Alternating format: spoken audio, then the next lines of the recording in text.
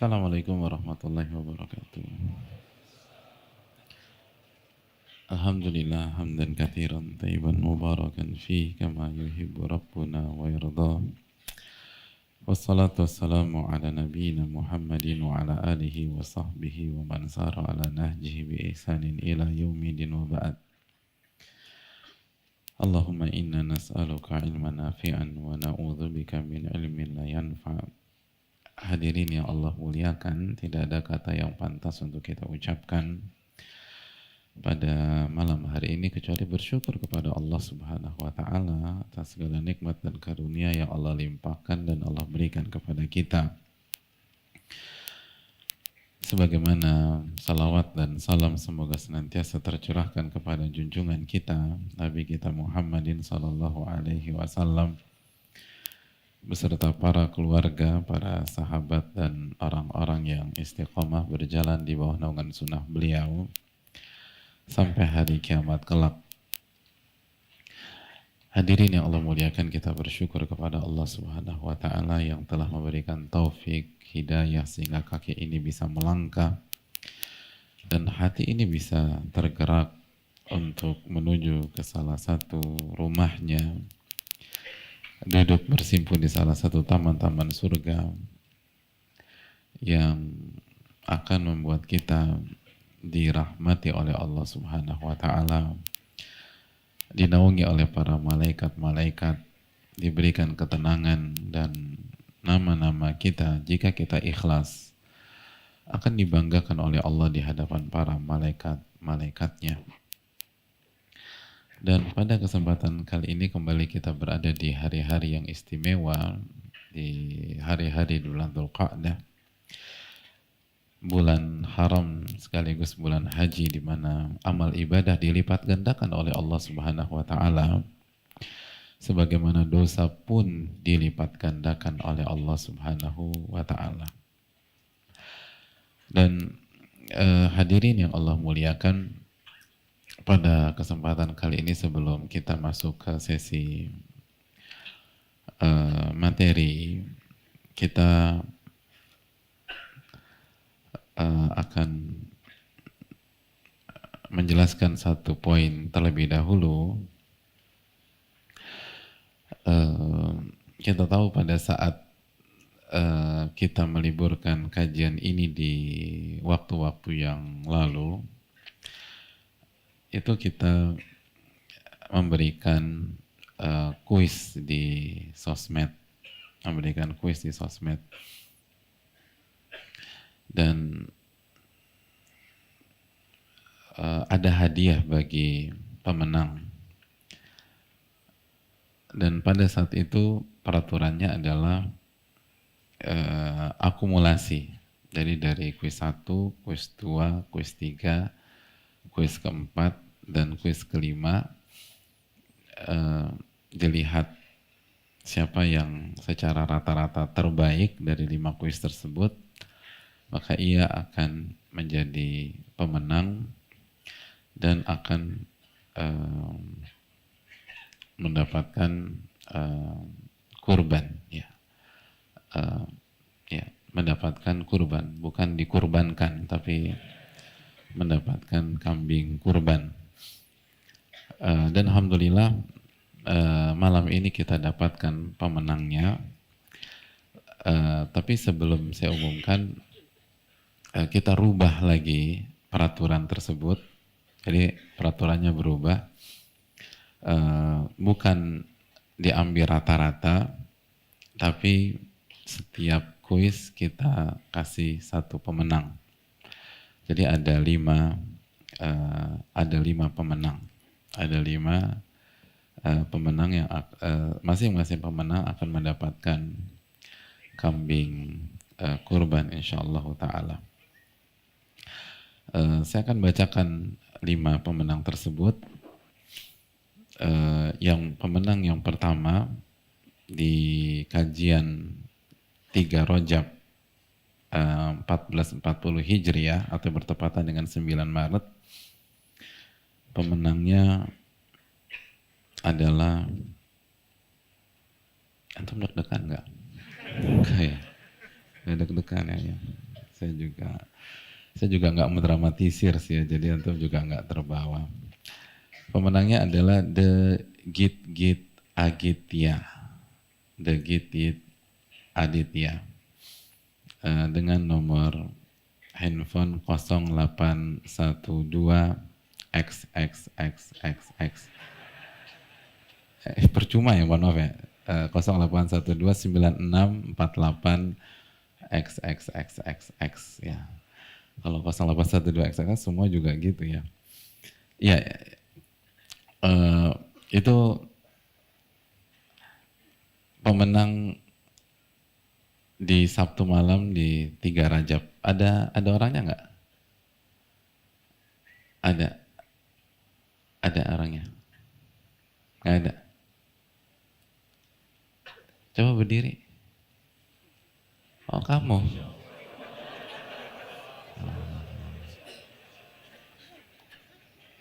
Coba. Nama kamu siapa? Hah? Apa? Siapa? Adil. Adil. Hah? Nadil.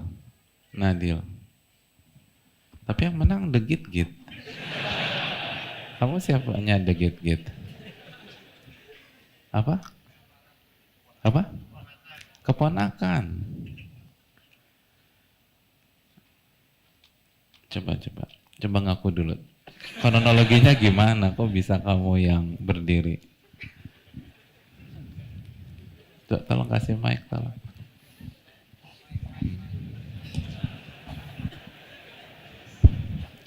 Ya. Nama kamu siapa? Nadil. Nadil. Yang menang The Git Git.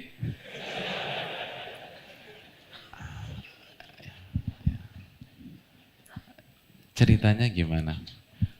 Tapi sebelum cerita, kamu masih punya kesempatan untuk mundur loh sekarang. Kalau udah bicara kayaknya nggak ada. Enggak, aku mau kamu yang bicara. Gimana ceritanya? Kok bisa kamu yang berdiri? Jadi itu Di suatu hari gitu. Nah, kalau cerita di suatu hari. Gimana? Panggil kamu siapa saja? Nadil ya? Ya, gimana Nadil? pakai handphone mami aku. Oh, jadi kamu yang jawab? Iya, Pakai handphone mami kamu. Kamu minta izin nggak? udah. Oke. Jadi bukan diam-diam? Enggak. Oke. Terus pakai handphone mami. Mami kamu namanya The Git Git. Nama mami kamu siapa?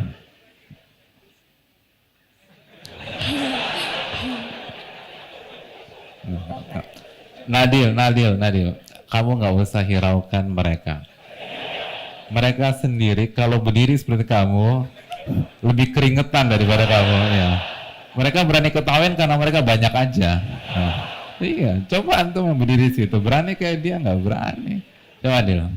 Ini antara saya dengan kamu aja udah. Anggap mereka nggak ada.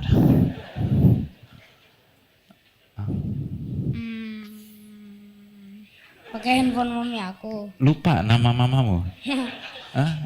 Nama mami kamu siapa? Desi. Oh, Bu Desi. Terus ini belum ketemu nih sampai The Git Git nih ya.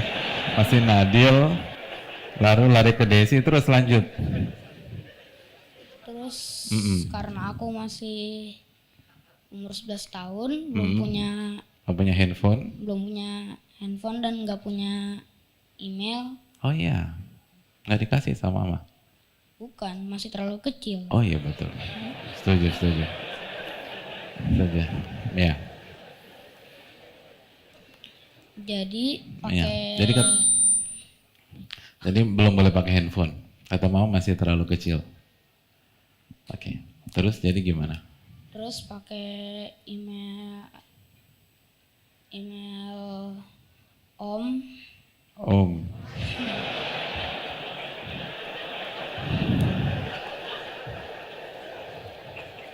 Panjang ya ceritanya. Ya. terus Itu kamu ngerjain sendiri?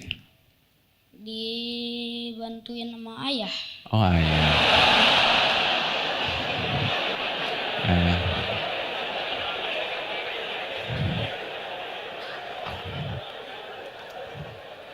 Nama ayah kamu siapa? Ayah Denta. Apa? Denta. Pak Denta. Jadi degit-git siapa? Kita masih belum dapat nih. Tapi kamu dibantuin ayah? Iya. Iya, Masya Allah.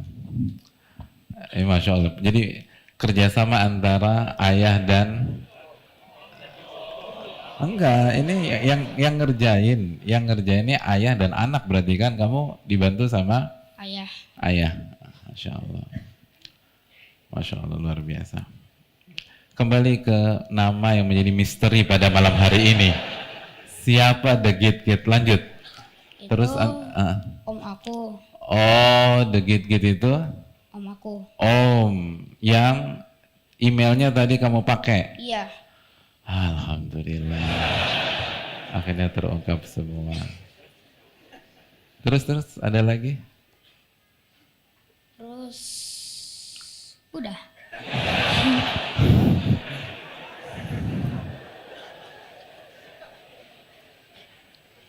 Jadi kamu berapa? 11 tahun? Iya. Usia kamu berapa? 11 tahun? 11 tahun. Masya Allah. Jadi ini sebenarnya hasil dari kerjasama kamu, terus mami atau mama? Mami. Mami, terus ayah, Om. dan om, 4. 3 lagi dapat sapi loh. 7. Makasih banyak. Jadi itu. Iya. Masya Allah. Ya, makasih banyak. Dan saya tolong ke sini Nadil.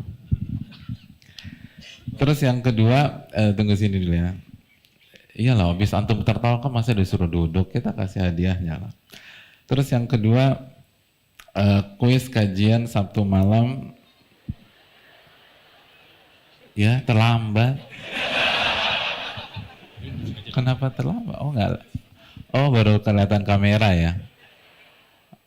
Ya, biasa. Yang wanita selalu terlambat.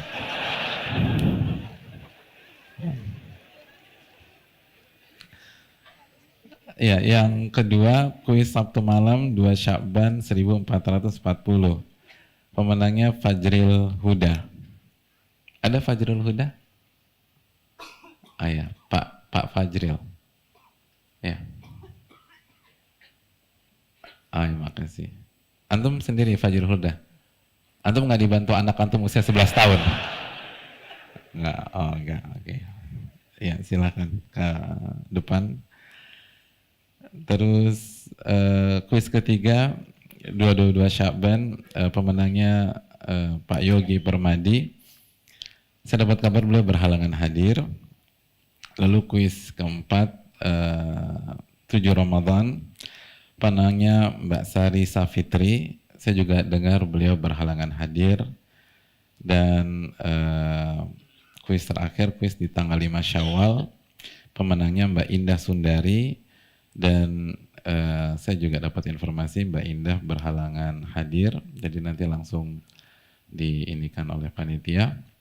Dan ya, yang ada di hadapan kita adalah Nadil dan family, dan iya kan, ini kerjasama apik dari semua keluarga dan Pak Fajri Huda. Ya, kita nggak bisa menghadirkan kambingnya di malam hari ini, jadi kita pakai simbolik aja ya. Mana sih? Oh ya, makasih. Ini, makasih. Ya, makasih Nadil ya. Makasih, selamat. Jangan sumlang atau ya, makasih Pak. Assalamualaikum. Jazakallah khair. Makasih banyak ya.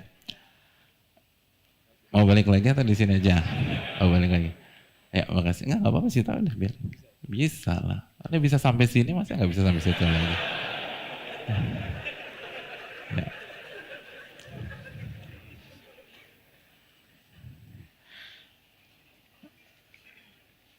Iya.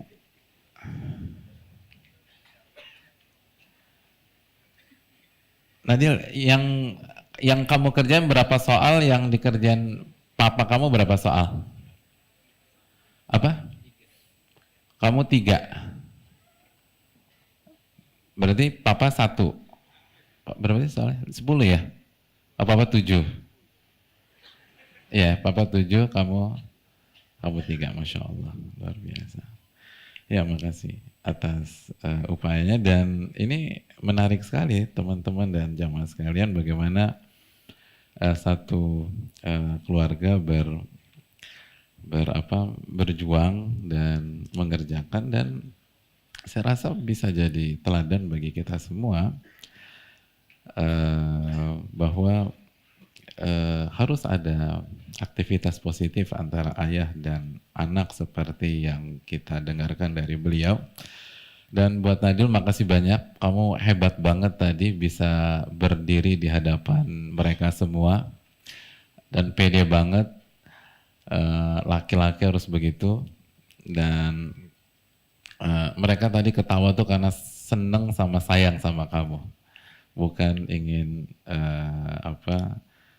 melakukan hal negatif buat kamu. Dan makasih banyak, senang bisa berkenalan dengan kamu.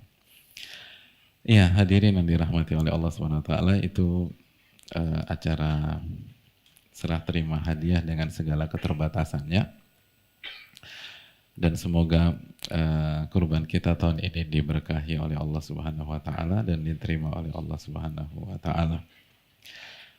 Dan bagi yang lain semoga bisa berkompetisi sehat di kuis-kuis yang berikutnya insyaallah taala. Ya, hadirin yang Allah muliakan, pada kesempatan kali ini kita akan hentikan atau istirahatkan sejenak materi Tadkiratus Sami kita. Kita akan membahas sebuah kisah dengan segala keterbatasan kita dan kekurangan ilmu kita, kisah yang berkaitan dengan momen yang akan hadir pada beberapa waktu ke depan. Dan kenapa kisah ini kita angkat pada malam hari ini? Karena jika Allah takdirkan atau Allah izinkan, saya ada rencana safar di pekan depan, dan kalau safar itu jadi, maka Sabtu depan kita akan libur sampai beberapa pekan ke depan. Oleh karena itu nggak ada waktu lagi untuk mengangkat kisah ini, dan kisah ini harus kita resapi bersama-sama. Dan jamaah yang Allah muliakan, bahwa sebelum saya mengangkat kisah ini, sekali lagi saya ingin ingatkan bahwa hari-hari ini adalah hari-hari yang harus diisi dengan atmosfer haji, sebagaimana Ramadan adalah bulan puasa dan atmosfernya adalah puasa. Oleh karena itu, barang siapa yang belum haji, maka hendaknya dia azamkan niat dia dan mulai menabung dari sekarang. Karena kalau kita tidak mulai dari sekarang, kapan kita berangkat, jamaah? Kita pun kalau daftar hari ini reguler, itu berangkatnya bukan tahun depan atau 2 tahun lagi. Kita bisa berangkat diestimasi 2030-an. 2030-an. Jadi kalau kita nggak tergerak dari sekarang, kapan kita akan tergerak? Dan sekali lagi, haji adalah undangan dari Allah Subhanahu wa taala. Allah berfirman dalam surat Al-Hajj ayat 27, wa'adzin fin nasi bil hajj, dan wahai Ibrahim, undanglah manusia untuk berangkat mengerjakan ibadah haji. Hadirin, yang undang adalah Rabbul Alamin. Yang undang adalah pencipta kita. Yang undang adalah yang memberikan rizki kepada kita. Yang undang adalah yang memberikan jantung kepada kita. Yang undang adalah yang memberikan kita tubuh yang sempurna. yang dengannya kita punya bergen, yang dengannya kita bisa mencari rizki, yang dengannya orang hargai kita. Lalu masa kita nggak punya waktu, jamaah sekalian? Dan yang lebih mirisnya lagi, sebagian dari kita itu bisa menginjakan kakinya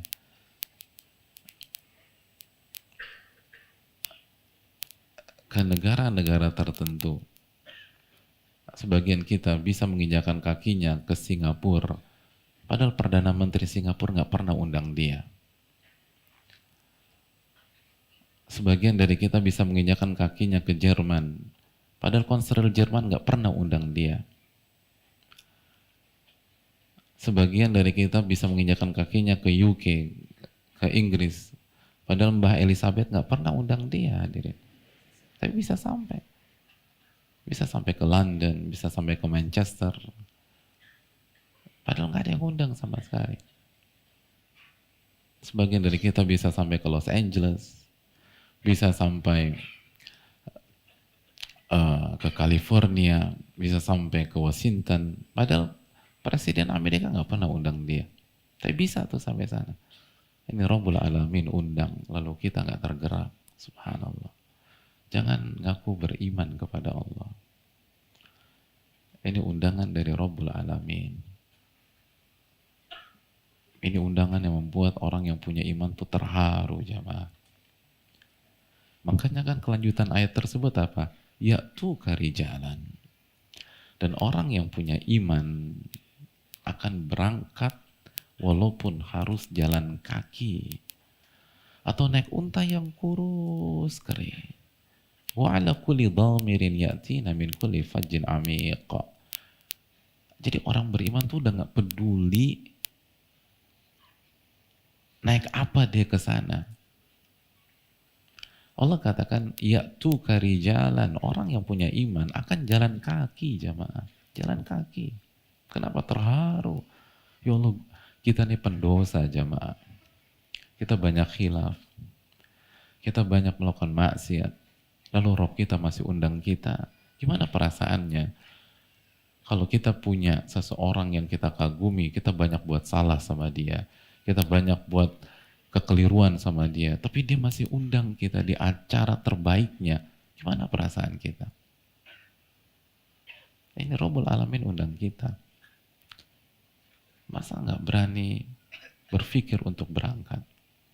Dan nggak ada niat untuk berangkat? Yang penting usaha dulu. Berangkat nggak berangkat itu urusan Allah Subhanahu wa Ta'ala. Ya'tu karijalan, jalan kaki, jamaah.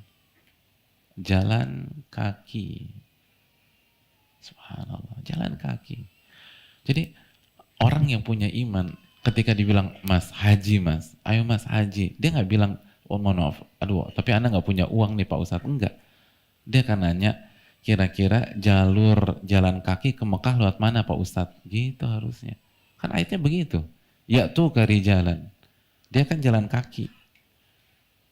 Jadi pertanyaannya gimana caranya sampai Mekah kalau jalan kaki? Kan ada Waze tuh kan ya, gitu. Nggak boleh sebut merek ya. Kan ada tuh naik mobil gitu ya. Ya misalnya Blok M Tanjung Priok naik mobil. Terus kan ada naik motor ya, benar ya? Nah, cari jalan kaki ke Mekah. Gitu hadirin. Itu ayatnya, jalan kaki ke Mekah.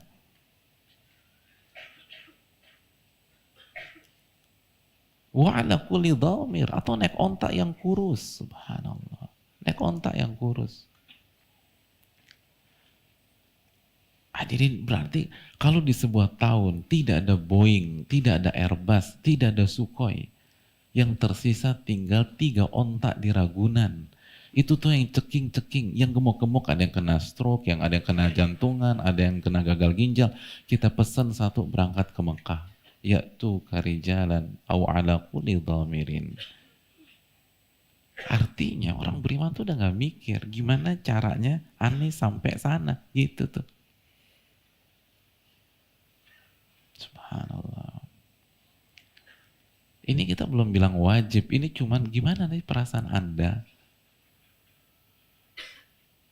Perasaan Anda kalau Rob Anda undang Anda, masa nggak ada perasaan sama sekali?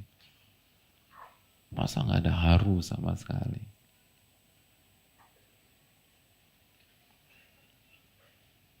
Kan begitu jemaah sekalian. Itu kan yang harus kita pikirkan tuh.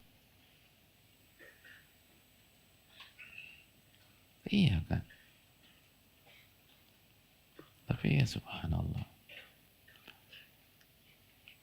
Kan analoginya simpel. Jangan ngaku penggemar Juventus atau Ronaldo. Kalau Ronaldo undang Anda nggak punya perasaan sama sekali. Udah jangan ngaku deh. Jangan ngaku. Jangan ngaku penggemar Liverpool. Kalau misalnya Mas Salah mengundang Anda nggak datang ke dia. Ya Allah, jangan ngaku. Berarti Anda bukan penggemarnya. Jangan ngaku hamba Allah. Allah undang Anda nggak punya upaya untuk berangkat ke sana. Ini yang perlu kita camkan jamaah sekalian. Dan hadirin yang Allah muliakan, kalimat jalan kaki itu bukan hiperbol, bukan hiperbola, real, sangat-sangat real.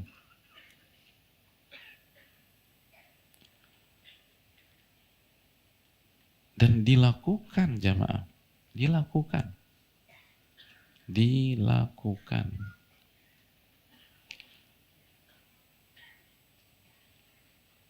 Ada seseorang, orang Indonesia nih, itu pernah haji jalan kaki. Saya sebutkan rutenya ya, siapa tahu antum terinspirasi. Dia tuh berangkat dari Pekalongan ke Merak, jalan kaki 490 kilo. Pekalongan ke Merak. Dari Merak Bakauheni 50 kilo jalan kaki. Ya naik kapal lah di Bakauheni lah. Tenggelam deh kalau jalan kaki. Kan Merak Bakauheni, jangan terlalu lebay begitu. Dari Bakauheni baru ke Jambi 820 kilo jalan kaki. Dari Jambi ke Johor Baru 200 kilo jalan kaki. Dari Johor Baru ke Bukit Hitam 844 kilo jalan kaki. Dari Bukit Hitam ke Bangkok Pattaya ke Mae Sot Myanmar 1720 kilo jalan kaki. Dari Mae Sot ke Tamu More perbatasan Myanmar India 1300 kilo jalan kaki. Dari Tamu More ke Lahore India Pakistan 2800 kilo jalan kaki. Dari Lahore ke Karachi 1200 kilo jalan kaki. Dari Karachi ke Maskat Oman 500 kilo naik kapal laut. Dari Maskat ke Son'a 2300 kilo jalan kaki. Antum udah kecapean belum? Kita denger aja capek jamaah. Dan ini belum selesai. Dari Son'a ke Mekah 1250 kilo jalan kaki. Totalnya dihabiskan 12.724 kilo jalan kaki. Kalau antum masih mengaku nggak punya uang, belum mampu, ya tuh cari jalan. Orang yang punya iman akan berusaha bisa sampai sana.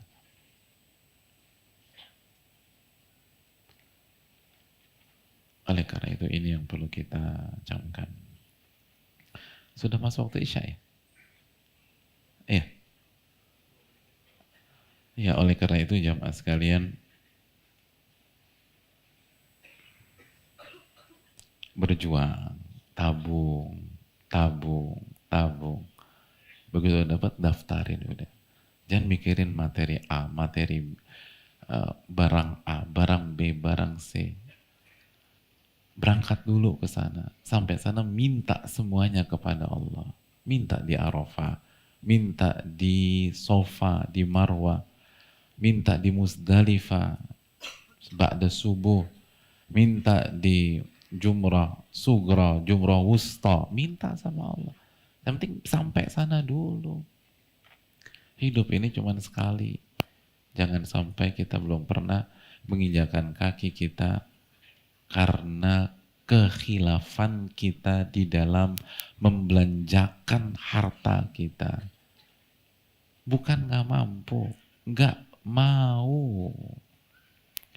Bukan nggak mampu, nggak prioritaskan ke sana. Karena banyak item di rumah kita, banyak barang di rumah kita. Kalau kita hitung tuh, mungkin kita bisa haji 5, 6, 7 kali bolak-balik. Tapi lagi-lagi selama ini beli A, beli B, beli C, dan seterusnya. Ini yang perlu kita camkan.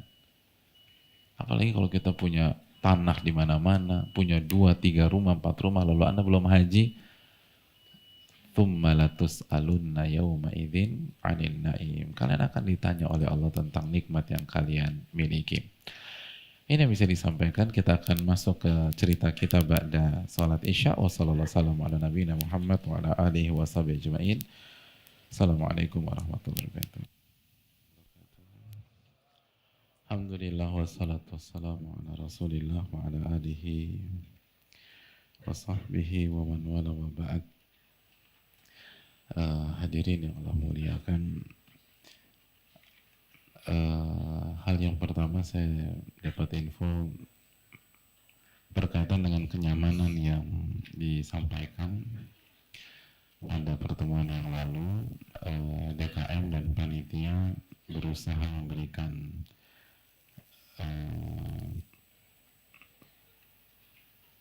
progres ya dalam melayani jamaah dengan segala kekurangan, dengan menghadirkan Hexhaus ya, ada 3 Hexhaus hari ini.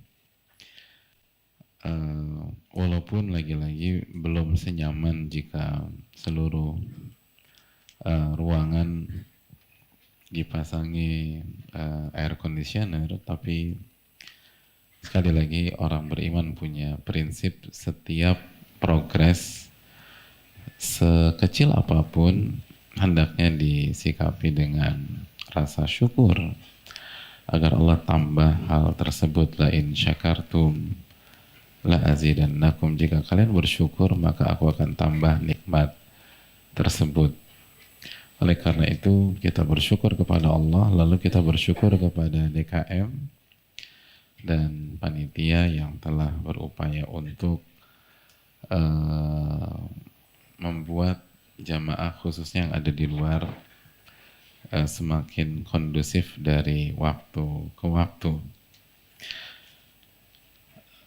Itu yang pertama. Dan yang kedua tadi tentang masalah kuis tadi, sekilas info saja, keluarga Nadil ya tadi ya. Keluarga Nadil tuh awalnya nggak mau terima hadiah karena merasa ini adalah kerjasama kelompok.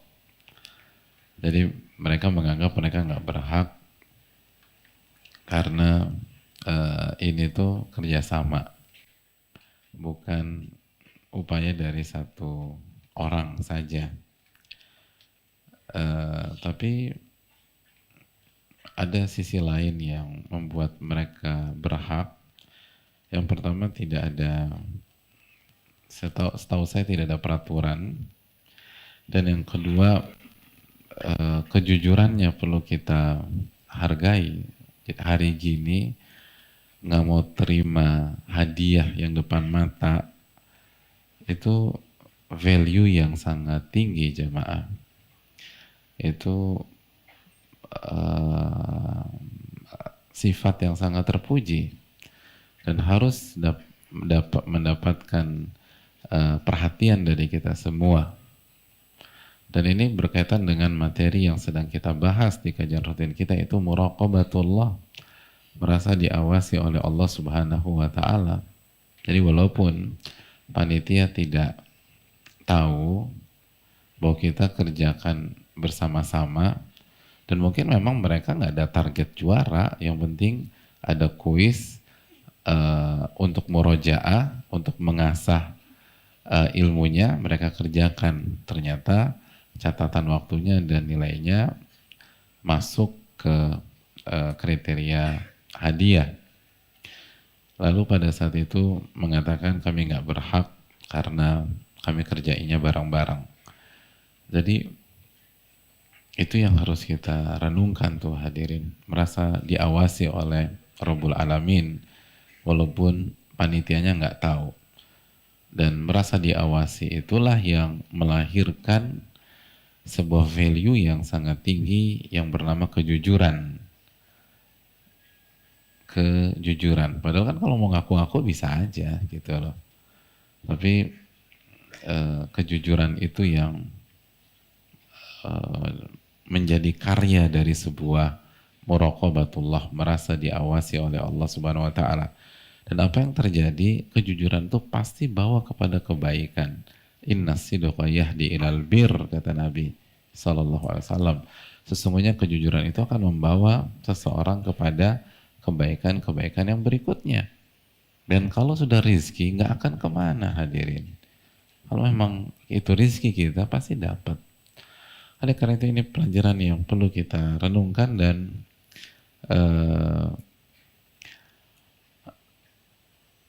sayang untuk kita lewatkan, dan tadi belum sempat saya sampaikan dan tekankan. Padahal angle ini tuh kaya akan nilai dan kaya akan value dan kaya akan atmosfer tauhid asma wa sifat, dan yang akhirnya melahirkan tauhid uluhiyah yang bernama kejujuran.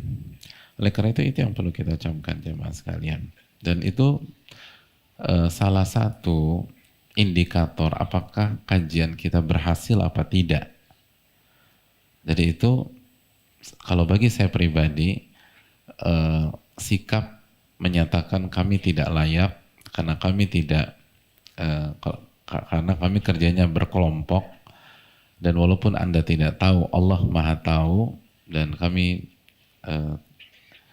tidak berhak mengambilnya. Bagi saya hal ini itu lebih penting dan lebih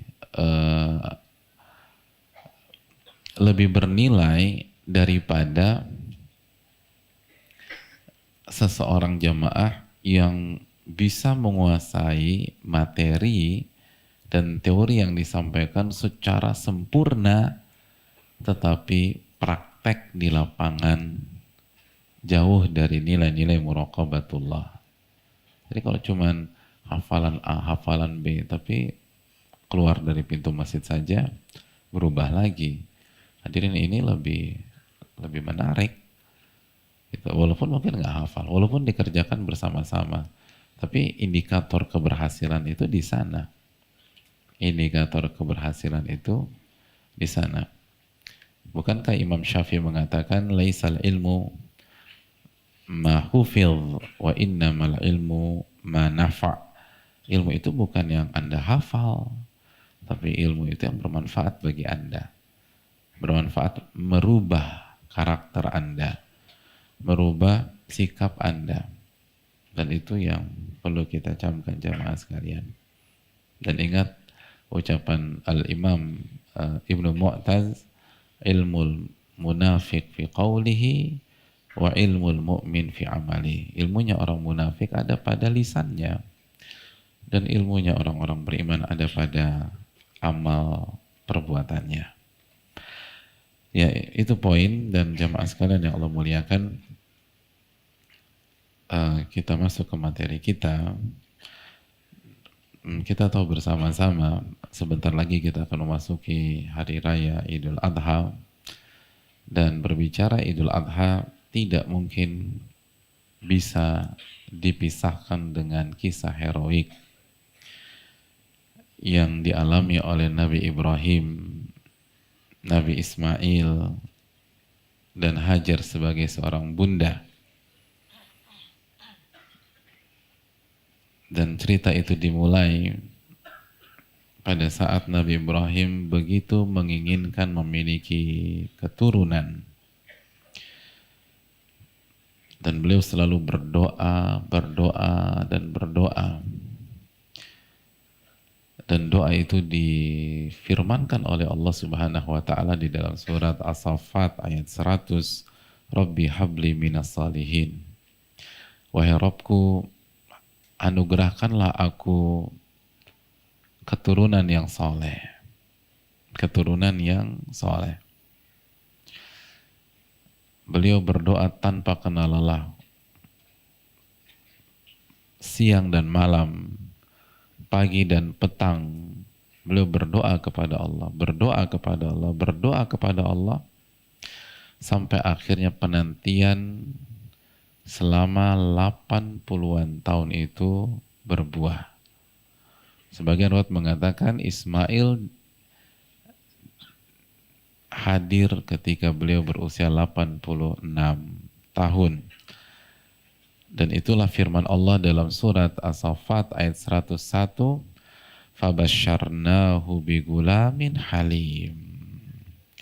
Maka kami berikan Nabi Ibrahim kabar gembira dengan lahirnya anak yang halim. Anak yang nanti tumbuh menjadi seorang anak yang matang, yang bijak,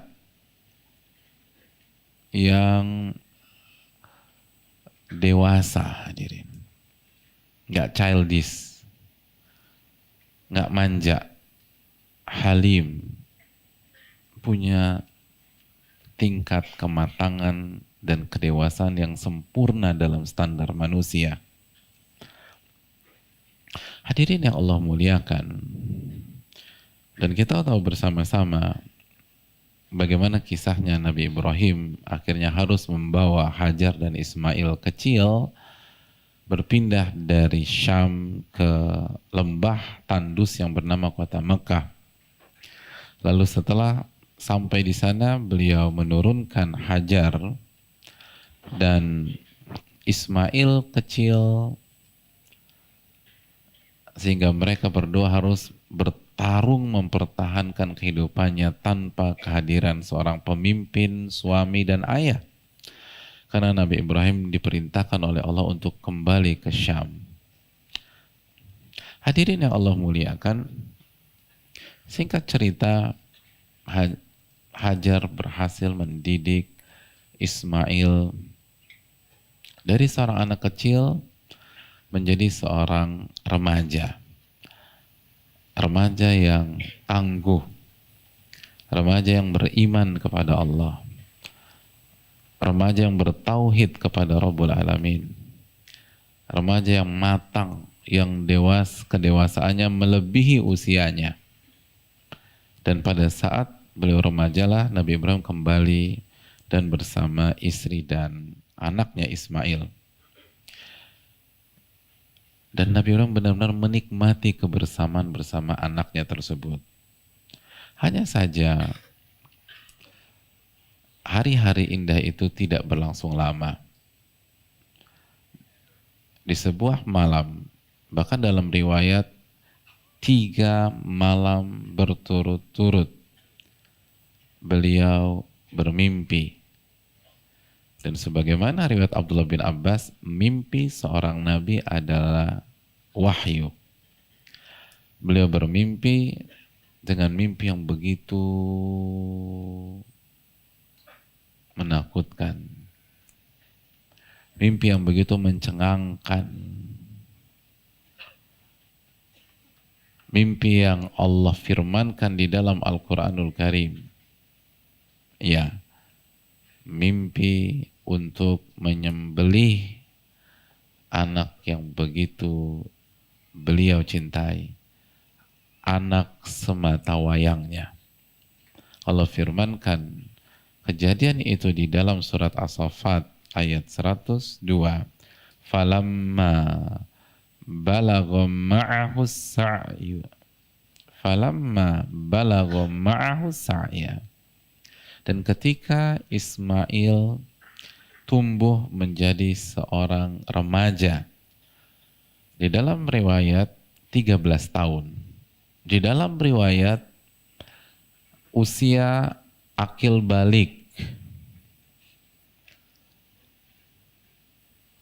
Bayangkan kita di dalam kisah ini sedang bersama anak usia 13 tahun, dalam riwayat usia akil balik 14-an tahun. Maka sang ayah berkata, qala ya bunai, wahai anakku, inni ara fil manami anni azbahuka fanzur madza tara. Nak, diajak duduk bareng Nabi Ismail, lalu diajak bicara. Nak,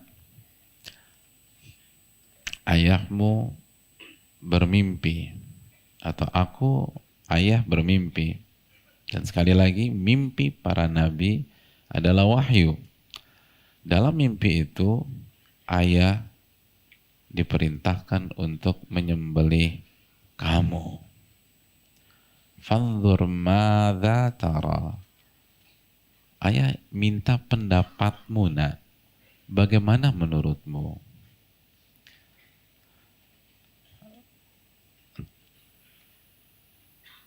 Coba kita bayangkan, kita mundur ke belakang, kita di usia 13 tahun.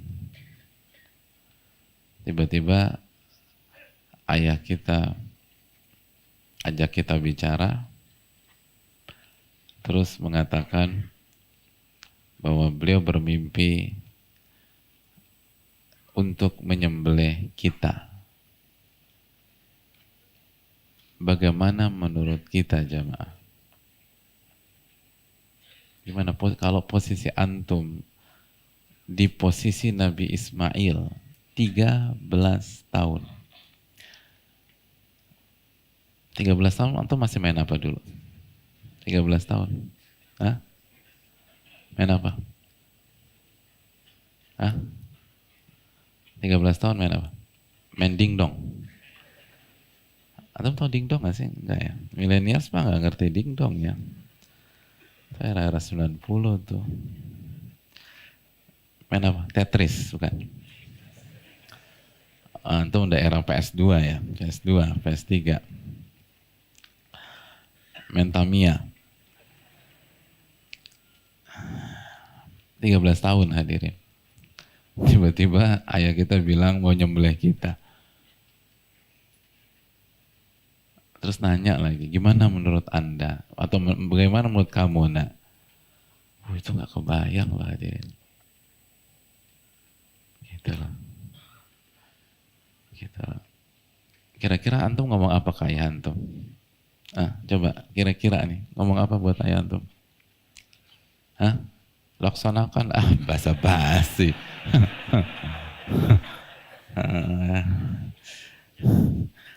Nggak ada, laksanakan lah. Apa? Bawa calon nggak direstui aja kabur dari rumah. Nggak direstui ini calon nih.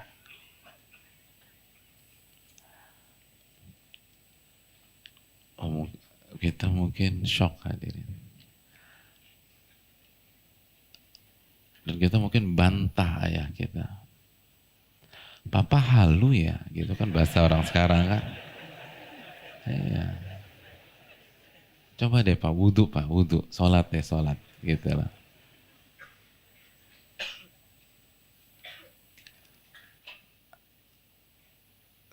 Mungkin kalau lebih ekstrim lagi kita ruqyah tuh ayah kita.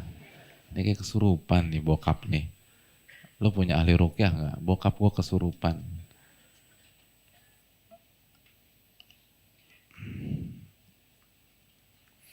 Hadirin yang Allah muliakan,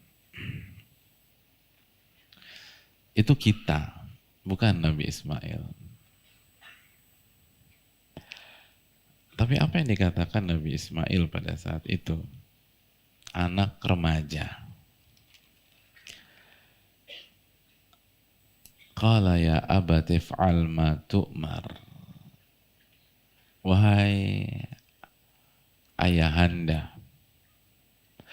Lihat dari kata-katanya abati.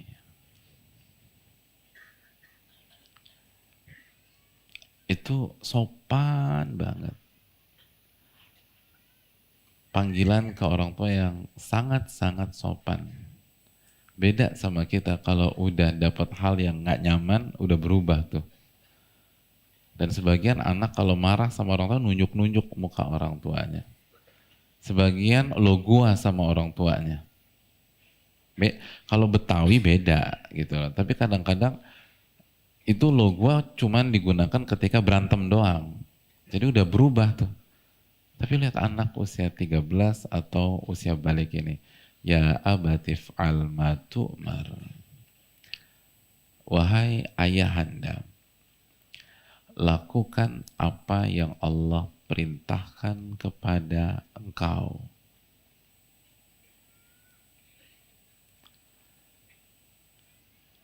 Kata para ulama, ini kalimat menunjukkan bahwa Ismail kaya akan nilai-nilai iman dan tauhid. Karena respon beliau adalah if'al ma tu'mar, laksanakan perintah yang Allah berikan kepada engkau.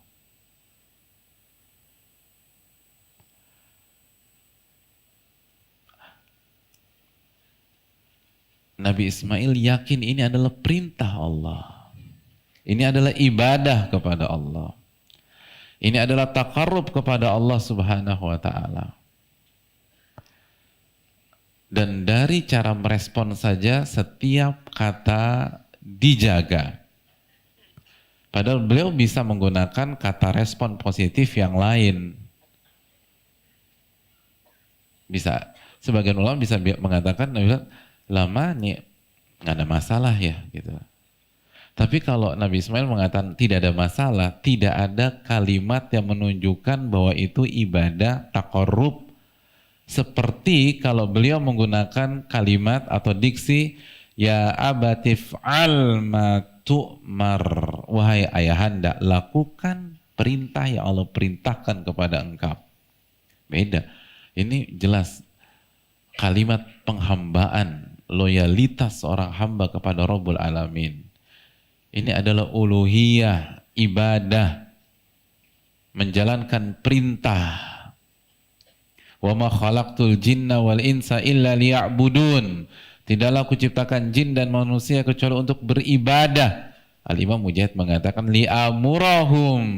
Maksud ibadah dalam ayat ini untuk menjalankan perintah-perintah Allah. Kita hidup untuk beribadah, dan arti ibadah menjalankan perintah-perintah Allah. Adapun kalau jawaban yang lain itu tidak ada unsur ibadahnya atau tidak ada unsur menjalankan perintahnya, kan misalnya gimana menurut kamu nak? Aku sih nggak masalah ya gitu loh. Itu kan nggak ada kata-kata, nggak ada narasi perintah, tidak ada narasi ibadah, tidak ada narasi ketaatan yang tegas, yang direct, yang langsung to the point. Ya, aku nggak masalah. Atau misalnya apa? Contoh yang lain, kalau respon positif itu apa sekarang? Aku sih terserah ayah aja, tuh kan. Atau aku woles aja sih, biasa aja. Kan gitu. Kalau anak zaman sekarang kan gitu kan. Hadirin, tapi itu nggak digunakan oleh Ismail. Ismail mengatakan, ya abatif al ma tu'mar. Ya, laksanakan perintah Allah yang Allah perintahkan kepada engkau. Iya, anak 13 tahun jamaah. Kita 13 tahun ya Allah. Jangankan diperintah begini, diperintah sholat susahnya minta ampun kita 13 tahun. Disuruh ngaji kabur kita jamaah, ya Allah.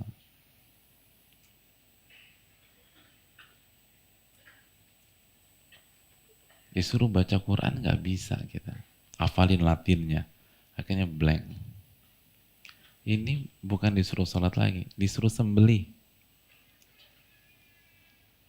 Dan inilah inti dari Idul Kurban yang kita rayakan setiap tahun.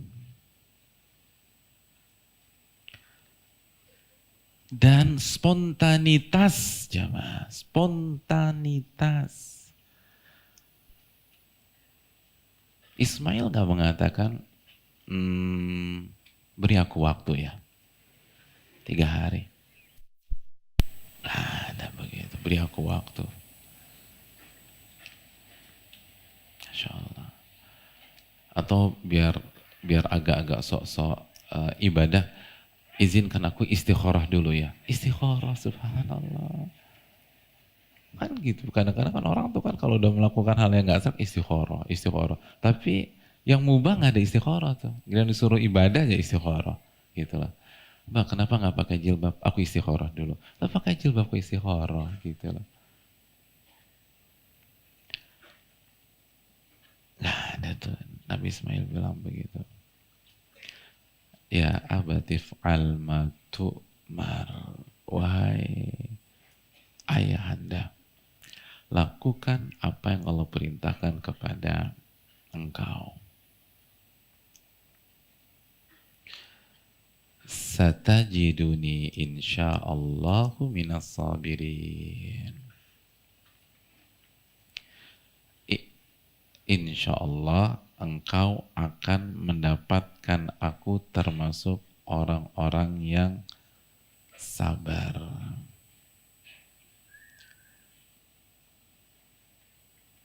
Udah, lo hadirin Allah muliakan.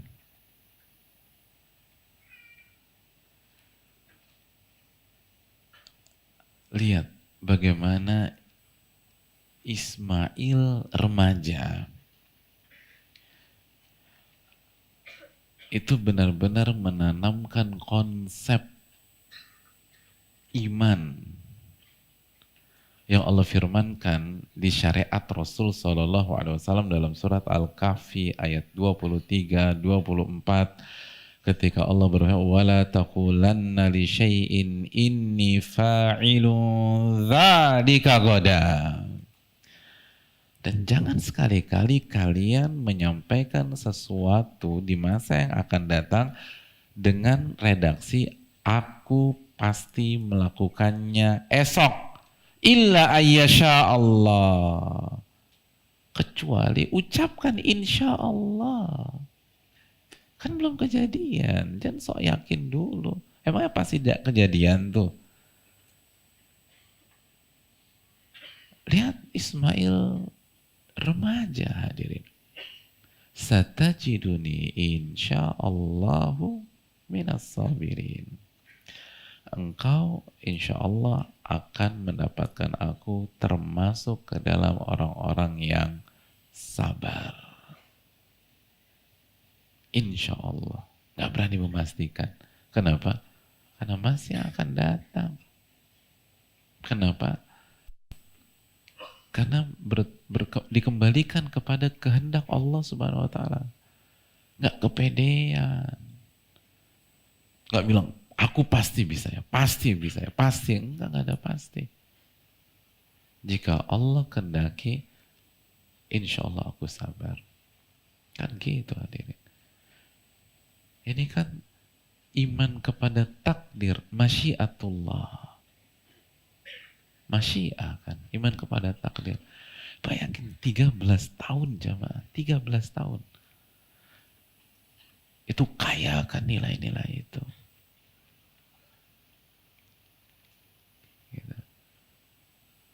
Kita galau sana, galau sini, ya Allah.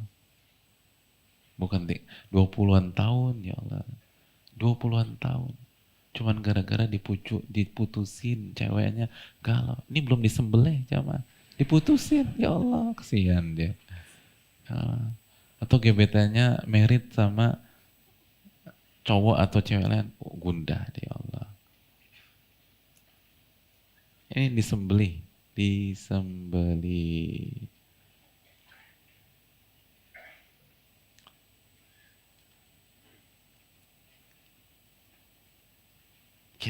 Hujan kita nggak ada apa-apanya jemaah. Hujan kita nggak ada apa-apanya. Ujian terberat antum selama hidup ini apa hadirin? Ujian terhadap antum? Apa? Jadi jomblo. Aduh. Aduh. Nggak ada yang lebih berat lagi selain dari jomblo. Disembeli. Jadi kalau anak 13 tahun ini disembeli bisa ngomong begitu, apa artinya jobless hadirin? Apa artinya mulai dengan lembaran baru dari saldo nol? Apa artinya itu? Ini disembeli. Satajiduni insyaallahu minas sabirin. Apa artinya ganti komunitas? Sebagian kita nggak bisa move on dari komunitas yang mengajak dia maksiat.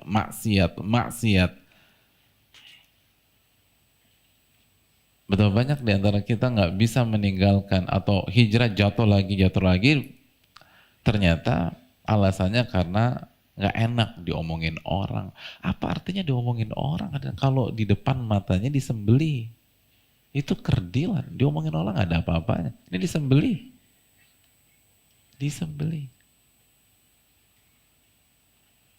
Kita udah 20 tahunan hidup. Jangankan suruh nyembelih kambing aja agak-agak mau pingsan jamaah. Lo udah pernah? Aduh gue gak kuat ngeliat darah. Subhanallah. Gue mau pingsan nih. Gue korbannya diwakilkan aja. Ini bukan nyembelih, disembelih. Anak 13 tahun. Atau usia balik.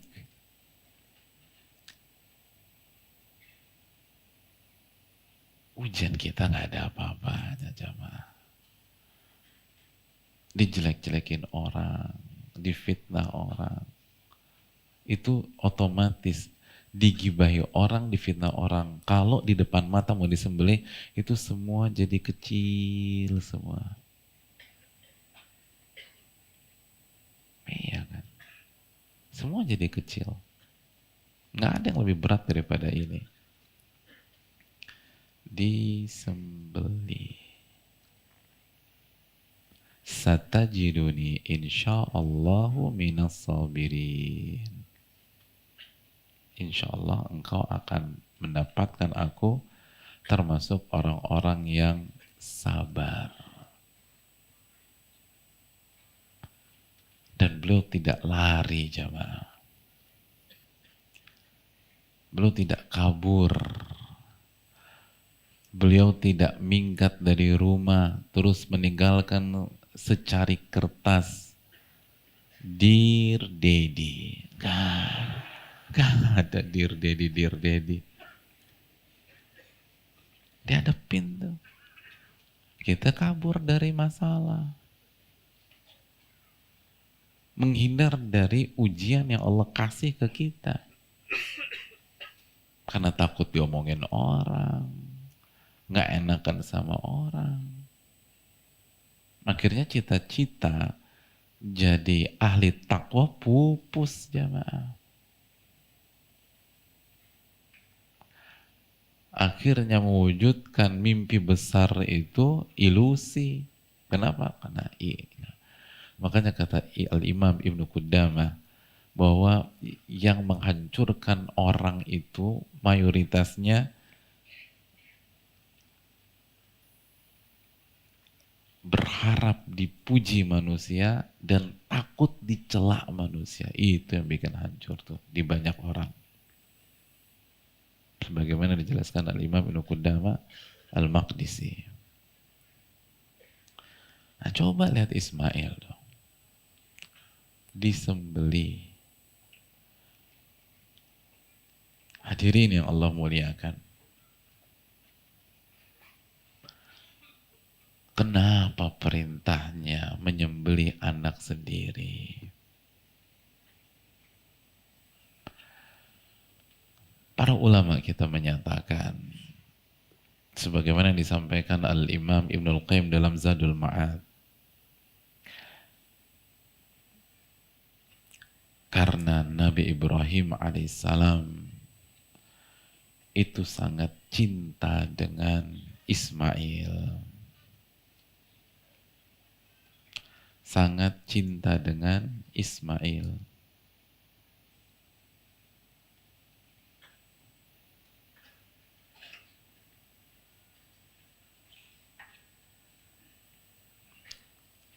Sedangkan Allah maha pencemburu, jamaah. Allah maha pencemburu.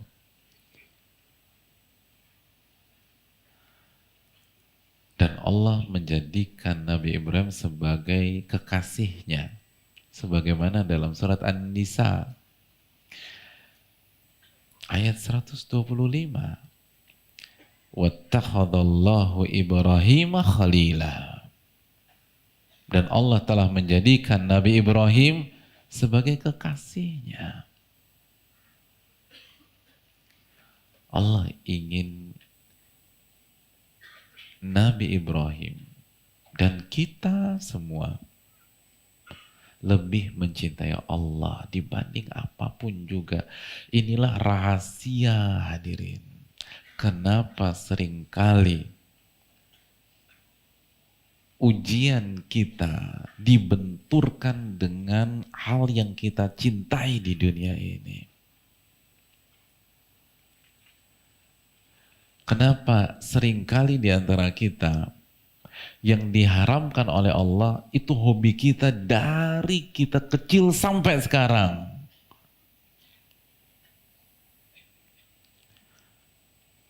Gue insya Allah bisa deh, cuman yang ini doang. Kenapa? Ini yang gue jalanin dari dulu gitu.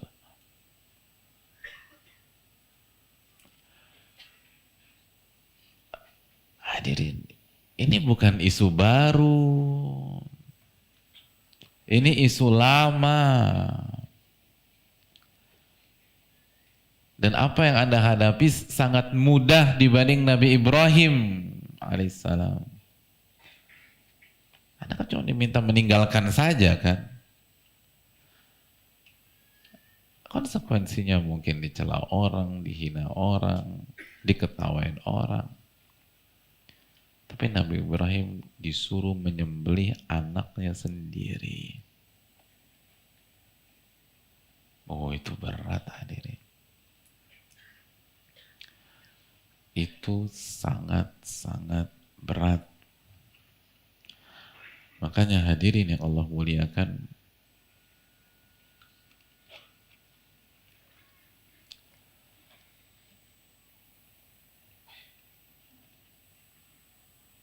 Allah sendiri yang mengatakan bahwa ujian ini sangat berat. Dan Allah sebutkan hal itu di ayat ke-106-nya. Allah katakan, Inna hadha lahuwal bala'ul mubin. Di surat As-Saffat, masih surat As-Saffat. Ayat ke-106. Ini itu ujian yang sangat dahsyat. Dan clear, jelas, mubin. Itu mau lihat dari angle manapun, ini susahnya minta ampun. Tapi ternyata ini ujian rasa cinta, jamaah. Allah nggak mau diduakan. Makanya kan kita tahu, dosa yang paling besar itu kan syirik. Sebagaimana ucapan Luqman kepada anaknya dalam surat Luqman ayat 13, ya bunaya la tusyrik billah inna syirka la zulmun azim. Wahai anakku, jangan lakukan kesyirikan, karena kesyirikan dosa yang paling besar. Apa itu syirik? Mensekutukan. Allah tuh gak ingin diduakan. Oleh karena itu ketika Nabi Ibrahim begitu cinta dengan Ismail, Allah uji beliau. Oke, sembelih deh yang kau cintai. Sembelih, hadirin. kita baru sampai pada titik tinggalkan. Ini sembeli. Akan lebih mudah daripada Nabi Ibrahim jika perintahnya tinggalkan anakmu kembali lagi ke Syam. Itu mungkin akan lebih mudah. Ini sembeli. Hadirin, kita kan sebagai seorang ayah, menurut antum nih, menurut yang yang udah jadi ayah, kita ayah yang baik apa enggak, hadirin? Hah? Ayah yang baik apa enggak? Menurut kita nih, antum, kita nih ayah yang baik bukan? Enggak, bukan. Kok nggak ada yang jawab sih? Ayah yang baik bukan?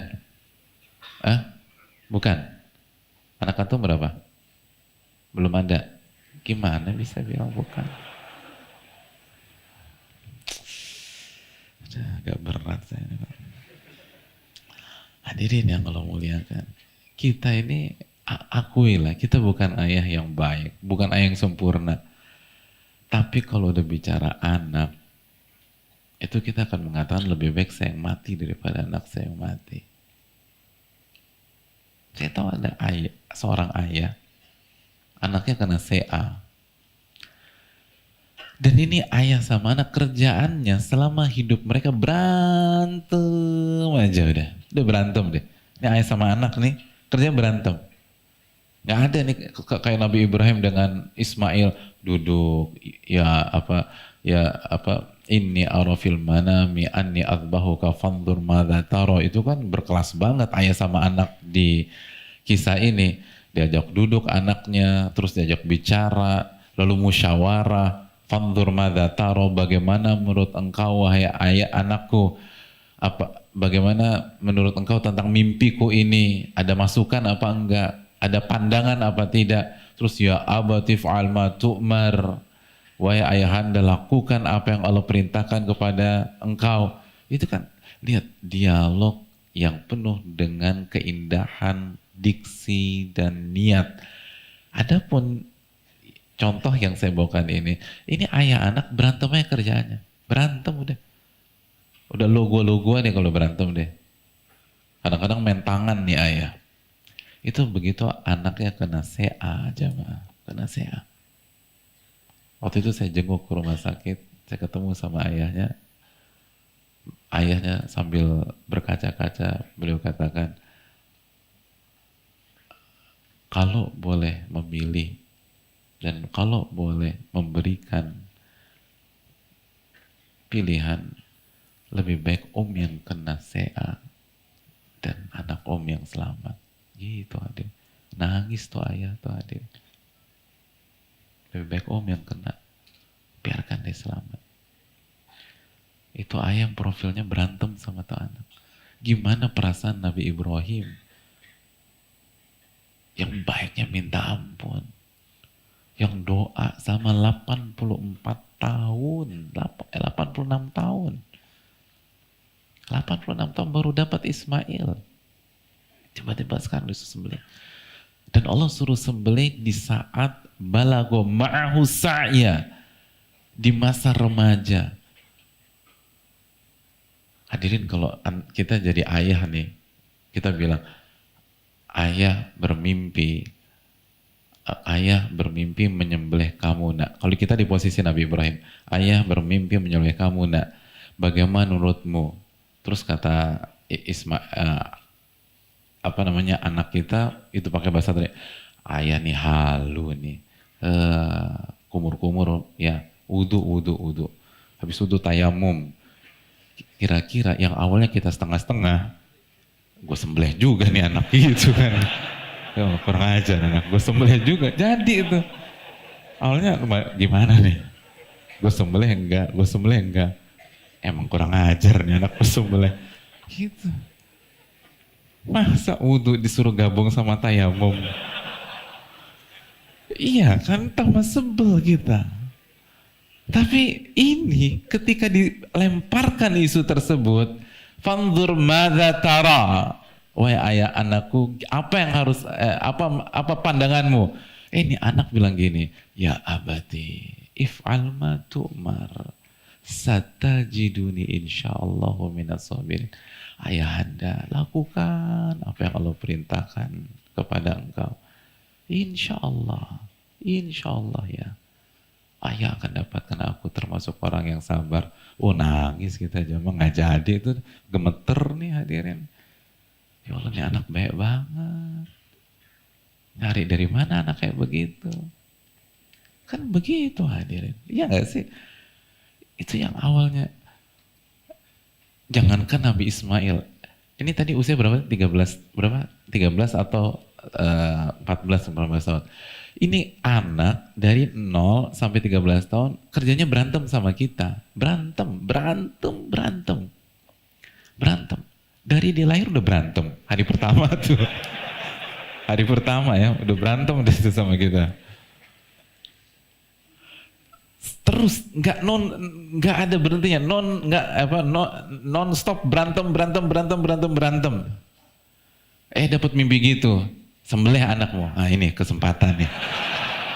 Begitu kita utarakan, tuh anak justru bilang, ya abati, if al-matu'mar, satajiduni insyaallahu minas sabirin. Kira-kira gimana perasaan antum?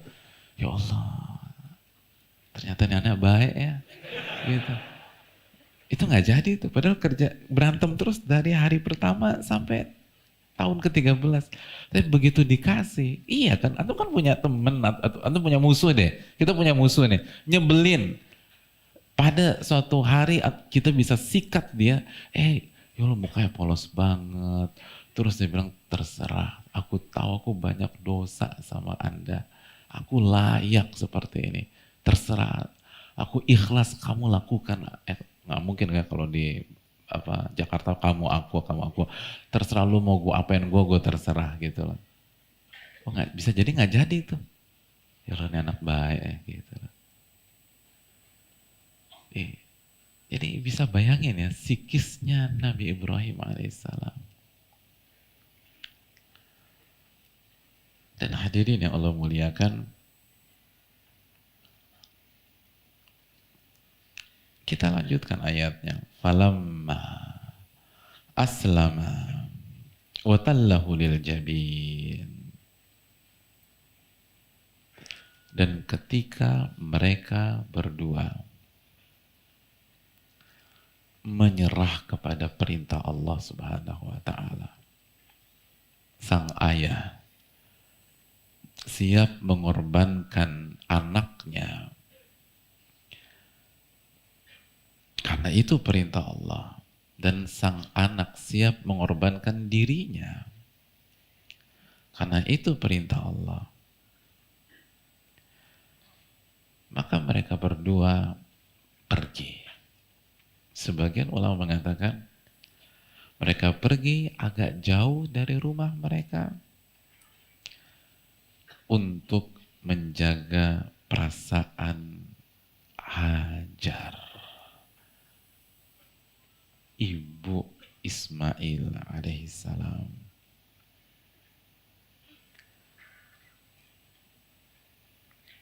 Hati ibu mana yang tidak terkoyak jamaah sekalian,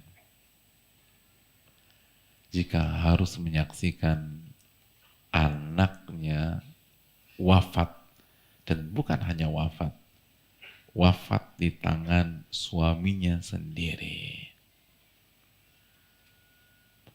Oleh karena itu mereka pergi menjauh. Lalu begitu sampai di lokasi, jamaah, Ismail dibaringkan dan dibalikkan sehingga tanah itu pelipisnya. Dalam riwayat yang terdapat dalam beberapa buku tafsir, itu request Ismail. Kata Ismail, ya tolong ikat erat-erat tanganku biar aku nggak berontak, lose control. Bukan nggak mau ya, tapi namanya juga orang nahan sakit, khawatir bereaksi spontanitas dan akhirnya engkau ragu untuk mengeksekusiku. Jadi erat-erat. Lalu balikkan tubuhku agar engkau tidak melihat wajahku. Karena khawatir kalau engkau melihat, engkau jadi ragu untuk melanjutkan. Lalu ya, itu jaga bajumu, baju engkau ya. Coba sing-singkan dulu. Agar tidak terciprat darahku nanti. Karena kalau terciprat, maka itu akan menyakiti perasaan bunda ya. Oh, luar biasa. Jadi usahakan kalau pulang nanti tidak ada bekas. Karena kalau satu cipratan darah saja yang mengenai pakaian Nabi Ibrahim, itu pasti akan menghancurkan hati dari Hajar alaihissalam.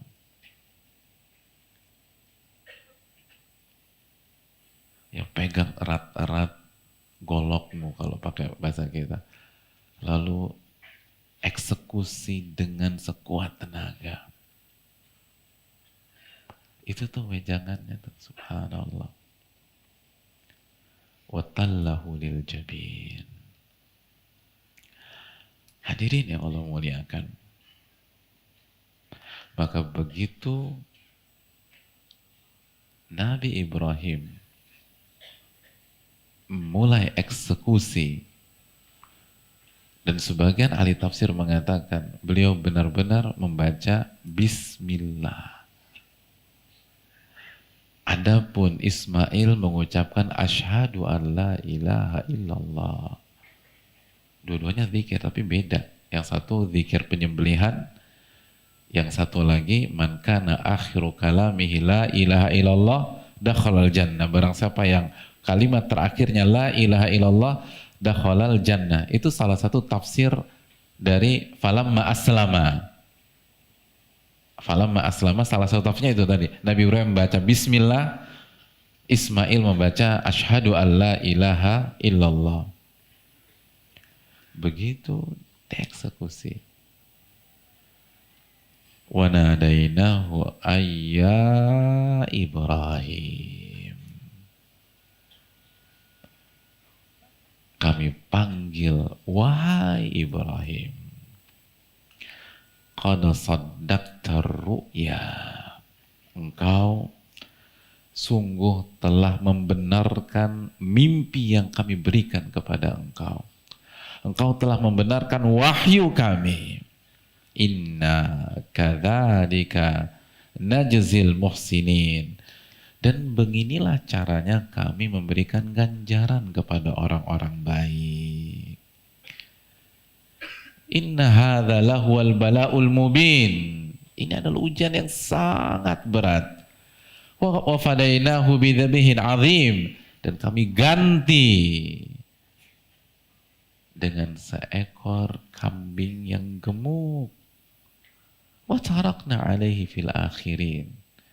Dan kami jadikan kejadian ini sebagai simbol pengorbanan, ibrah, pelajaran, bahkan id untuk generasi-generasi berikutnya.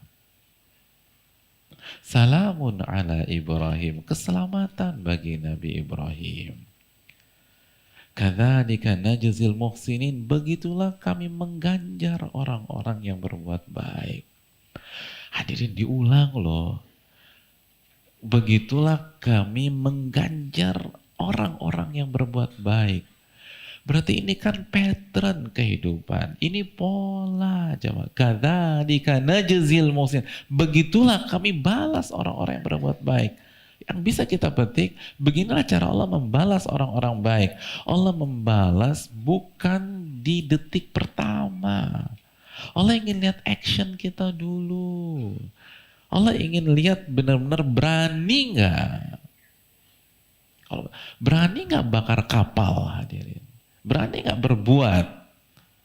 Berani nggak mempertaruhkan semuanya? Tapi bukannya iya gue berani, lakuin dong, lakuin. Berani nggak korbankan anak Anda sendiri, wa Ibrahim? Itu polanya. Berani nggak kita melangkah, mempertaruhkan semuanya, jual aset, jual rumah, jual mobil, kalau harus diperlukan untuk mempertahankan iman kita, untuk bertahan di atas la ilaha illallah. Anda berani nggak? Karena pola selalu demikian. Kadzalika najzil muhsinin. Begitu cara kami membalas, begitu kita berani melakukan sesuatu yang sangat mahal dalam hidup kita, baru Allah ganti. Bidzibhin azim, dengan kambing yang gemuk. Ulama mengaitkan ayat ini dengan surat At-Talaq ayat 2 dan 3. Wa man yattaqillah yaj'al lahu makhraja wa yarzuqhu min haitsu la yahtasib. Barang siapa yang bertakwa kepada Allah, Allah akan berikan solusi, hadirin, solusi dan rizki dari arah yang dia tidak pernah duga sebelumnya. Siapa yang pernah menduga bahwa solusinya diganti dengan kambing yang gemuk? Gak pernah ada yang berpikir.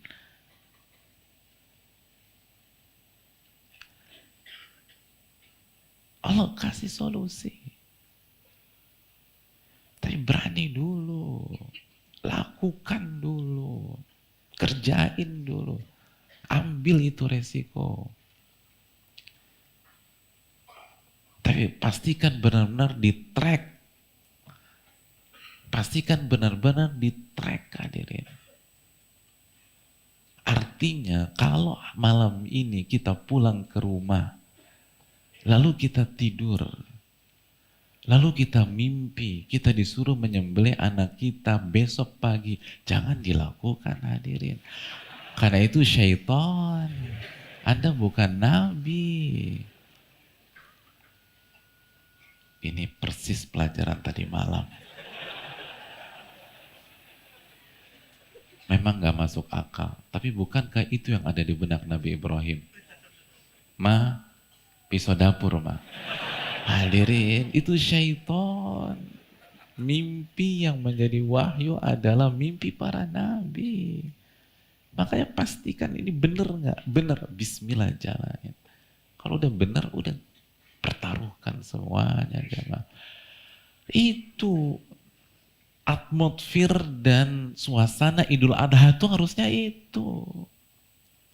Bukan hanya sekedar nyembelih kambing. Dan yang sering kali yang jadi highlight bukan nyembelihnya, nyate nih kita, nyate. Ya, hadirin nyate. Idul Adha, namanya juga Idul Kurban, Idul Adha. Pengorbanannya mana? Kan intinya pengorbanan, bukan nyate. Kok nyate? Dan dari awal kita udah mau wanti-wanti. Pokoknya paha ya, paha bang, paha. Pokoknya gue ngincer paha, tuh kan. Jadi otaknya udah paha kambing, subhanallah. Gimana kita nih?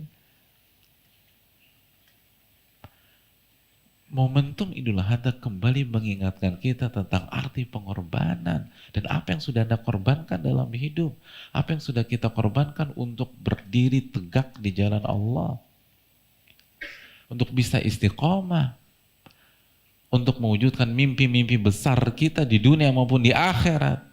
Itu baru Idul Adha, jemaah. Itu Nabi Ibrahim. Hadirin, Idul Adha itu bagaimana kita mengorbankan seluruh permainan logika kita. Jika jelas-jelas berhadapan dengan dalil yang sharih, dalil yang tegas, dalil yang dalam ilmu fikih qat'iyud dalalah, yang dalilnya arahnya tuh jelas sudah. Bukan kalau aku tinggalin terus gimana anak-anakku Pak Ustadz. Loh, hadirin. Saya ingin bertanya, Nabi Ibrahim alaihissalam itu cerdas apa enggak? Aduh hadirin. Itu bapaknya para nabi dan rasul. Bangsa tercerdas di dunia itu kita tahu bersama Yahudi hadirin. Bani Israel. Dan Bani Israel itu anak keturunan dari Nabi Ibrahim. Jadi DNA kecerdasannya itu kecerdasan Nabi Ibrahim. Hadirin. Lalu perintah menyembelih itu dihadirkan di hadapan beliau. Dan perintah menyembelih anak itu dari sisi manapun, dari angle manapun, nggak masuk akal. Udah selesai, udah nggak masuk akal.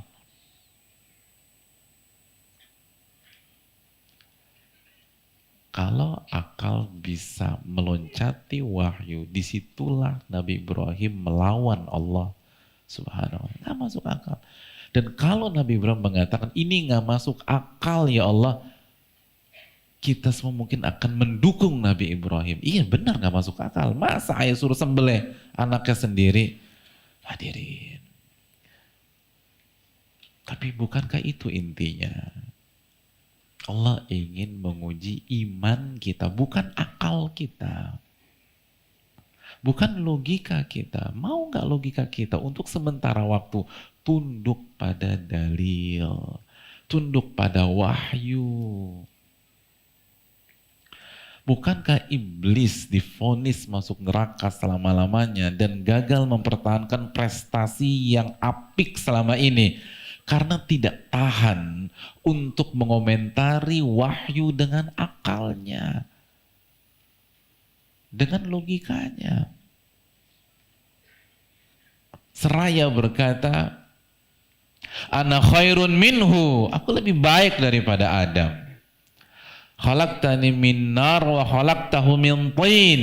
Engkau ciptakan aku dari api dan kau ciptakan Adam dari tanah. Bukankah itu permainan logika hadirin? Kalau ada sosok berhak dan layak untuk menolak wahyu dan dalil yang tegas dengan berargumentasi, logika sehat dan akal yang jernih, maka sosok itu Nabi Ibrahim alaihissalam. Dan kalau ada momen yang paling cocok untuk mengedepankan logika di atas wahyu, maka momentum itu adalah penyembelihan kepada Nabi Ismail. Tapi lagi-lagi yang terjadi adalah falamma aslama. Kedua sosok orang cerdas ini, kedua sosok ikon kecerdasan ini, Nabi Ibrahim, Nabi Ismail, istislam kepada Allah, menyerahkan perkara mereka kepada Rabbul Alamin. Keduanya menahan ego untuk menggunakan kecerdasannya melawan wahyu. Hadirin, itu ego loh. Dan itu egonya orang-orang cerdas. Kayaknya gemes banget untuk tidak menggunakan logikanya bermain ketika berhadapan dengan wahyu yang tegas. Kalau ini masalah khilaf, itu pembahasannya panjang jamaah. Kalau ada multi tafsir atau dalahnya tuh dhonniyatud dalalah, itu pembahasannya panjang. Tapi kalau udah jelas seperti wahyu tadi, inni ara fil manami anni adzbahuka, aku diperintahkan Allah untuk menyembelihmu. Nah, tidak ada multi tafsir di sini. Berani nggak kita berkorban jamaah? Atau ini hanya menjadi kisah-kisah pengantar tidur kita saja selama bertahun-tahun?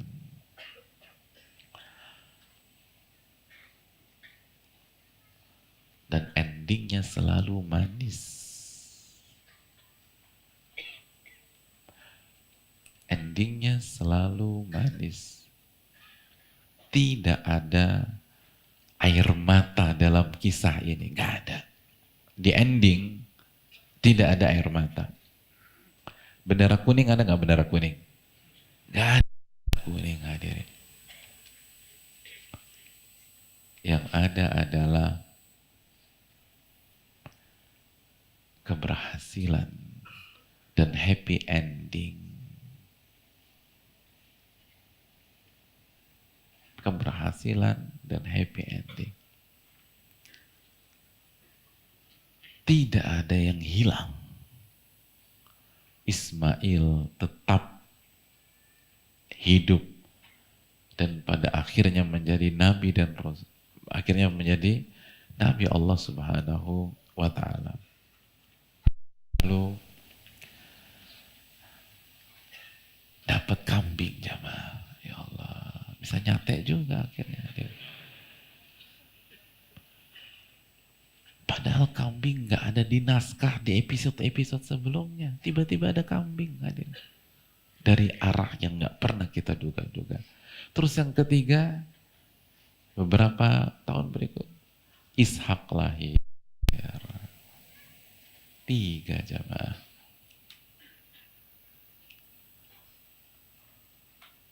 3.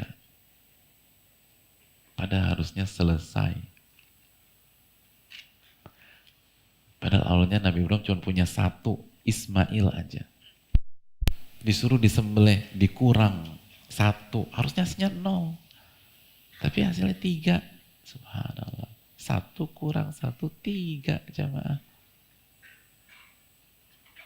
Kita pakai logika. 1 kurang 1, 0. Enggak.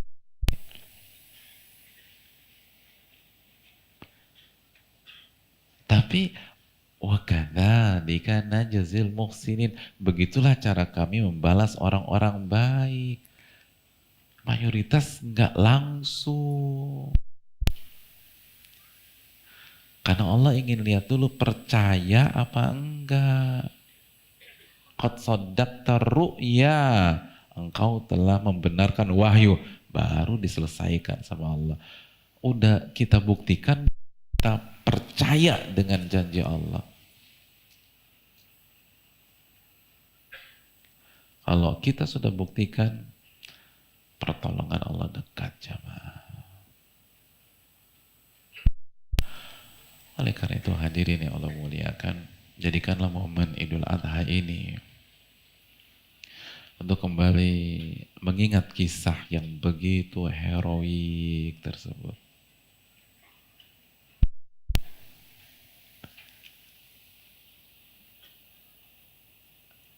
Kisah bagaimana wahyu mengalami kemenangan besar di atas dan akal semata. Kisah tentang bahwa solusi itu dari arah yang tidak pernah kita duga-duga. Tugas kita cuman berani ambil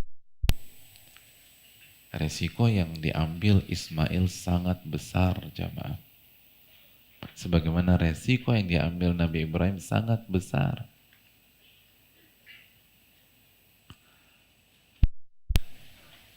Tapi begitulah cara orang-orang besar bermain. Maka dari itu para ulama mengatakan bi amalil abtal. Anda harus bermain sebagaimana para juara bermain. Aku qouli hadza wa astaghfirullah li wa lakum. Ini yang bisa disampaikan pada kesempatan ini. Jika Allah mudahkan saya safar, maka kita libur. Tapi kalau Allah tidak takdirkan, maka minggu depan kita tetap ada kajian, akan ada pengumuman insyaallah ta'ala. Dan semoga Allah berikan yang terbaik untuk kita semua. Dan semoga Allah menerima amal ibadah kita. Wassalamualaikum Muhammad. Kita buka sedikit waktu untuk sesi tanya jawab.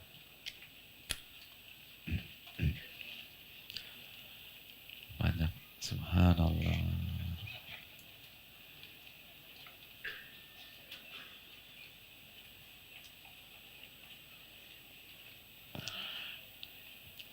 Ustadz, saya sudah mengumpulkan uang untuk naik haji, tapi orang tua saya meminta uang tersebut digunakan untuk modal nikah. Jadi sikap saya harus bagaimana Ustadz? Tapi saya belum ada calon. Ya gimana jamaah? Yang pertama, kalau kita bertanya, adabnya ucapkan salam terlebih dahulu. Kata Nabi SAW, Assalam qabla su'al. Salam itu sebelum bertanya. Dalam riwayat yang lain, barang siapa yang bertanya tidak mengucapkan salam, jangan dijawab pertanyaannya. Jadi kita jawab nggak nih jamaah? Ya kita jawab karena larangan itu bukan mengharamkan, tapi menegaskan dan menekankan. Hadirin al-jam'u aula minat tarjih, amkan win-win aja gitu loh. Taat orang tua wajib, ya udah dijalanin. Nabung untuk haji wajib juga. Yang wajib jangan dibentur-benturin, jalanin dua-duanya. Ya udah, ambil uang tersebut untuk modal, lalu sisanya berangkat haji lagi atau tabung lagi untuk naik haji.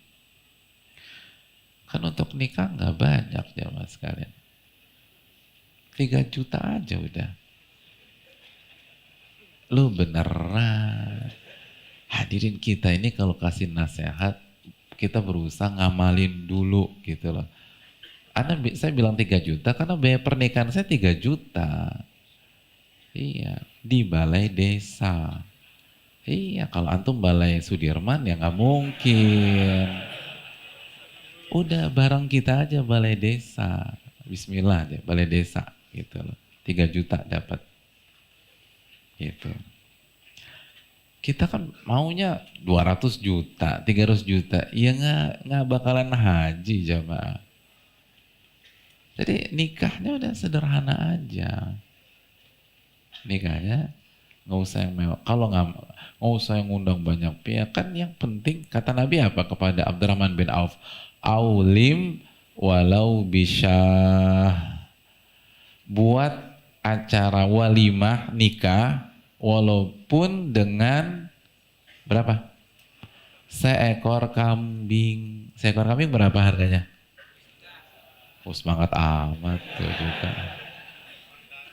2 juta tuh. Berarti saya 3 juta masih kemahalan. Nabi 2 juta.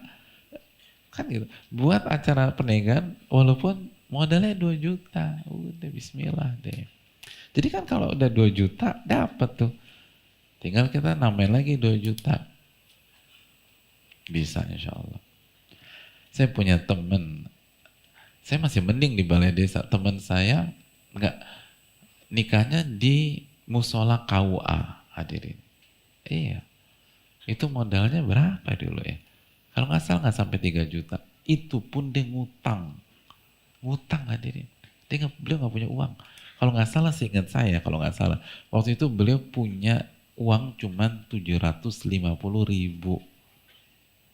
Bayangkan. 750.000 mau nikah di Jakarta. Tapi berhasil tuh jamaah nikah tuh. Baik lagi orangnya. Nasabu kadalik. Wallahu hasibu wa la nuzaki ala la ahad. Gitu. Tapi yang terpenting dari itu semua, terlepas antum di musola KUA atau di balai desa atau di balai Sudirman, calonnya ada dulu. Ini kan gak ada calonnya, gimana mau nikah? Nggak ada calonnya, subhanallah. Ya udahlah, udah haji aja dulu sebelum sambil nyari calon.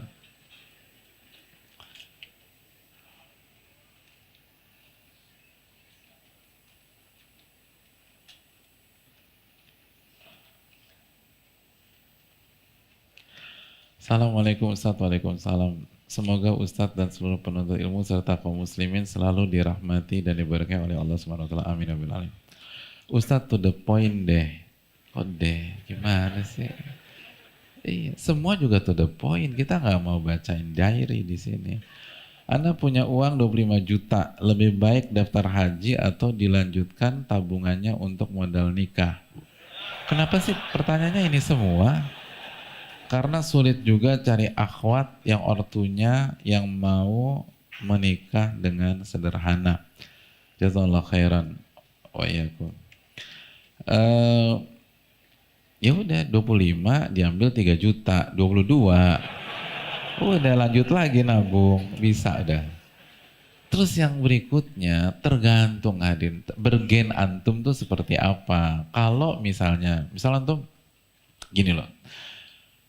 Antum antum bilang nih ke calon mertua, kalau saya ingin menikah tapi dengan syarat 3 juta gitu loh. Dengan syarat 3 juta. Tapi bergen antum kuat. Antum hafal Quran, hafal Sahih Bukhari, hafal Muslim, hafal Alfiyah Ibnu Malik, hafal Rodotul Talibin Imam Nawawi. Lalu antum punya 5 perusahaan. Kira-kira itu calon mertua kawinin anaknya dengan antum nggak? Kawin hadirin, kawin. Dapat diskon lagi 1,5 juta. Iya kan? Udah dia nggak mikir deh. Calon mantu gue nih hafal Quran, Bukhari, Muslim, Alfiyah Ibnu Malik, terus Rodotul Talibin, perusahaan 5, ya udah nikahin aja lah. Kan antum punya bergen. Tapi kalau antum 3 juta, belum lulus Iqra jilid 1, nggak bisa bedain H sama H, gitu lah. Pengangguran, gimana orang mau? Atau mau tawarin di Balai Sudirman juga dia nggak mau hadirin. Dia kan mikir anak gua bis ini gimana nih. Makanya yang terpenting tuh diri kita punya kualitas enggak? Kalau punya kualitas bismillah hadirin. Gitu ya. Jadi bukan tentang 20 berapa nih? 25 juta bukan. Ini tentang kita punya value atau enggak.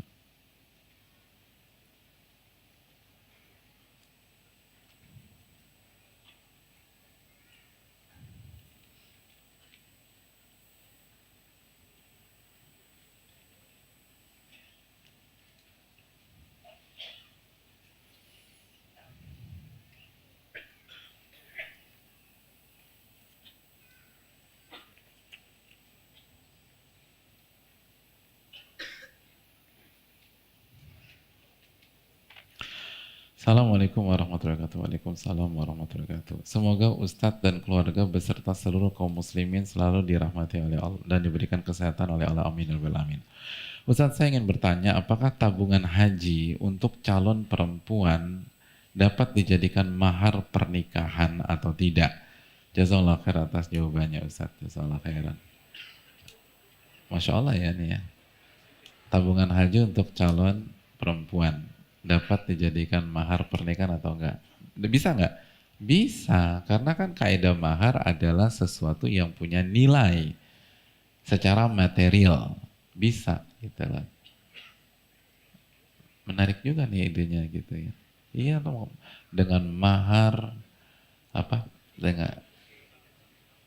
Dengan mahar tabungan haji senilai 4.000 US dollar gitu kan, Masya Allah, bagus tuh.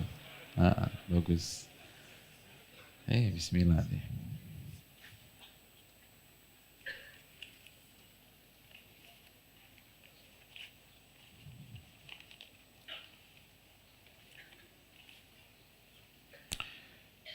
Assalamualaikum warahmatullahi wabarakatuh. Waalaikumsalam warahmatullahi wabarakatuh. Semoga Allah merahmati Ustadz dan kita semua. Amin ya rabbal alamin.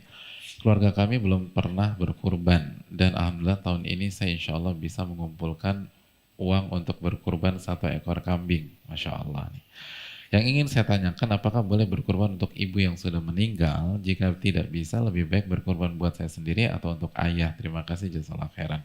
Ya, terima kasih atas pertanyaannya. Yang pertama, kita senang dengan progres dan kemajuan beliau ini.